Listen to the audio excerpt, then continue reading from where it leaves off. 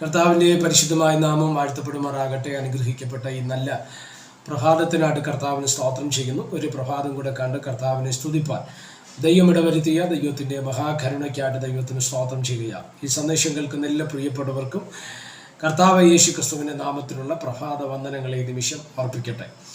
18-ാമത്തെ സങ്കീർത്തനം അതിൻ്റെ 36-ാമത് വാക്യം. ഞാൻ കാലടി വെക്കേണ്ടതിന് നീ വിശാലത വരുത്തി, എൻ്റെ നരിയാണികൾ വഴുതിപ്പോയതുമില്ല. ഈ വാക്യങ്ങൾക്കായിട്ട് കർത്താവിന് സ്തോത്രം ചെയ്യുകയാണ്. വളരെ അനുഗ്രഹീതമായൊരു ചിന്തയാണ് ഇന്ന് പ്രഭാതത്തിൽ നിങ്ങളുമായി പങ്കുവയ്ക്കുവാൻ കർത്താവിൽ ഞാൻ ശരണപ്പെടുന്നത്. ഇവിടെ നിങ്ങൾ ശ്രദ്ധിച്ചേ, ദാവീദ് എന്ന ദൈവ മനുഷ്യനെ സകല ശത്രുക്കളുടെ കയ്യിൽ നിന്ന് ദൈവം വിടുവിച്ചപ്പോൾ പാടിയ, ചമച്ച, ദൈവത്തിന് നന്ദി പറഞ്ഞ ഒരു സങ്കീർത്തനമാണ് 18-ാമത്തെ സങ്കീർത്തനം. അതിനകത്ത് നിന്നൊരു ചിന്ത ഞാൻ ഇന്ന് പ്രഭാതത്തിൽ നിങ്ങളുടെ ഹൃദയത്തിൽ കൈമാറുകയാണ്. ചില പ്രശ്നങ്ങൾ, ചില പ്രതിസന്ധികൾ, ചില യുദ്ധങ്ങൾ, ചില പ്രതികൂലങ്ങൾ നമ്മളെ വിട്ട് ദീർഘനാളുകൾ നിന്നിട്ടേ മാറത്തും. ഒരുപക്ഷെ ചില വർഷങ്ങളോ ചില മാസങ്ങളോ ചില കാലങ്ങളോ ഇത് നമ്മുടെ കൂടെ ഇങ്ങനെ സന്തത സഹചാരിയായിട്ട് വന്നുകൊണ്ടിരിക്കും. നമ്മൾ ചിന്തിക്കും, ഈ പ്രശ്നത്തിനൊരു പരിഹാരമില്ലേ, ഈ പ്രശ്നത്തിനൊരു വിടുതലില്ലേ, ഈ ശത്രുവിൻ്റെ കയ്യിൽ നിന്ന് എനിക്കൊരു മോചനമില്ലേ എന്നൊക്കെ നമ്മൾ എന്ത് ചെയ്യാറുണ്ട്, ചിന്തിക്കാറുണ്ട്. എന്നാൽ ഒരു കാര്യം നിങ്ങൾ ശ്രദ്ധിക്കുക, ചില പ്രശ്നങ്ങൾ കാലഘട്ടത്തിന് അല്ലെങ്കിൽ വർഷങ്ങളോ കാലങ്ങളോ നമ്മുടെ കൂടെ ഇരുന്നില്ലെങ്കിൽ നമ്മളെ ഭാരപ്പെടുത്തുന്ന തലങ്ങളിൽ ഉണ്ടായിരുന്നാലും ഇന്ന് പ്രഭാതത്തിൽ ഞാൻ പറയാം, നിശ്ചയമായിട്ട് ഈ പ്രശ്നം നിന്നിൽ നിന്ന് മാറിപ്പോകുന്ന ഒരു ദിവസം വരും. അത് ഏത് രീതിയിലെന്ന് ഒരുപക്ഷെ നമുക്ക് പറയാൻ കഴിയത്തില്ല. എന്നാൽ ചില പ്രശ്നങ്ങൾ നമ്മളിൽ നിന്ന് മാറിപ്പോകാൻ പോകുകയാണ്. വിശ്വസിക്കുക. ഈ പ്രഭാതത്തിൽ ഈ സങ്കീർത്തനം നിങ്ങളോട് പറയുമ്പോൾ ഒരു കാര്യം ഞാൻ ആത്മാവിൽ കൈമാറുകയാണ്.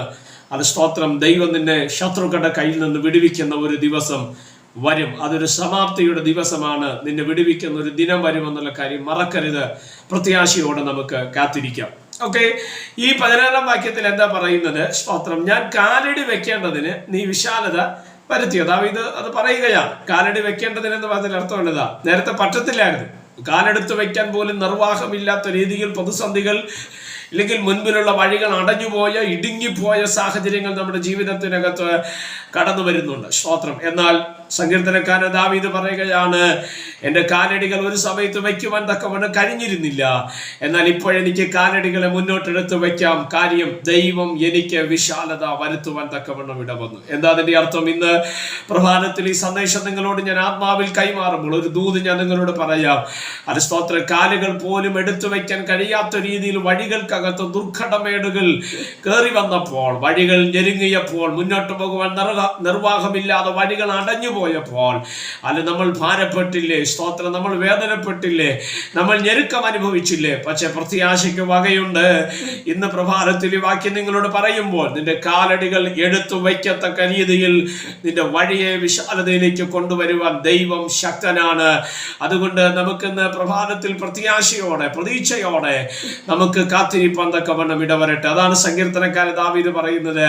അത് ഞാൻ കാലടി വെക്കേണ്ടതിന് നീ എനിക്ക് വിശാലത വരുത്തി. രണ്ട് ചിന്തകൾ അവിടെ ഉണ്ട്. ഒന്ന്, അലസ്തോത്രമല്ലേ, കാലടി വെക്കുവാൻ തക്കവണ്ണമുള്ള അലസ്തോത്ര തക്ക രീതിയിൽ വഴികൾ വിശാലപ്പെടുന്ന ഒരു മേഖലയുണ്ട്. രണ്ട്, കാലടി വെക്കാൻ കഴിയാത്തതിലുള്ള അതിന്റെ തടസ്സങ്ങൾ അവിടെ ഉണ്ട്, അല്ലെ? വഴികളിൽ തടസ്സം നേരിടുന്ന സാഹചര്യങ്ങളുണ്ട്. അത് നമ്മളെ വിട്ട് മാറുവാൻ തക്കവണ്ണം ഇടയാകും. ഈ രണ്ടു വിഷയങ്ങൾക്കകത്തും ദൈവം നിന്റെ ജീവിതത്തിനകത്ത് വിടുതൽ നൽകുവാൻ തക്കവണ്ണം ഇടവരും. അതുകൊണ്ട് പ്രാർത്ഥനയോടെ, പ്രതീക്ഷയോടെ, ദൈവപ്രവർത്തിക്കായി, ദൈവിക വിശാലതയ്ക്കായിട്ട് നമുക്ക് കാത്തിരിക്കാം. ദൈവം നമ്മെ സഹായിക്കട്ടെ. പ്രാർത്ഥിക്കാം. പരിശുദ്ധനായ ദൈവമേ, സ്വർഗീയ നല്ല പിതാവ്, ഈ സന്ദേശത്തിനായിട്ട് നന്ദിയോടെ കർത്താവിന് സ്തോത്രം ചെയ്യുന്നു. ഈ സന്ദേശം കേൾക്കുന്ന എല്ലാ പ്രിയപ്പെട്ടവരെ തൃക്കരങ്ങൾ തരികയാണ്. അനേകർക്ക് അനുഗ്രഹവും ആശ്വാസവുമായി തീരട്ടെ. മുൻപിലുള്ള ദുർഘടങ്ങളെ, വഴികൾക്കകത്ത് വരുന്ന ക്ലേശങ്ങളെ മാറ്റിക്കൊണ്ട് ഒരു വിശാലതയുടെ മണ്ഡല വഴികളിൽ ദൈവമൊരുക്കി അവിടെ നിന്ന് ഞങ്ങളെ മാനിക്കുന്നതിനായിട്ട് സ്തോത്രം. ഇത് അനേകർക്ക് അനുഗ്രഹവും ആശ്വാസവുമായി മാറട്ടെ. ആയിരങ്ങൾ, പതിനായിരങ്ങളിലേക്ക് ഈ മെസ്സേജ് എത്തിച്ചേരുവാൻ സ്വർഗം ഇടവരുത്തും. മഹത്വം അങ്ങേക്ക് യേശു കർത്താവിന്റെ നാമത്തിൽ തന്നെ. ആമേൻ. എല്ലാവരെയും ദൈവം അനുഗ്രഹിക്കട്ടെ. God bless you.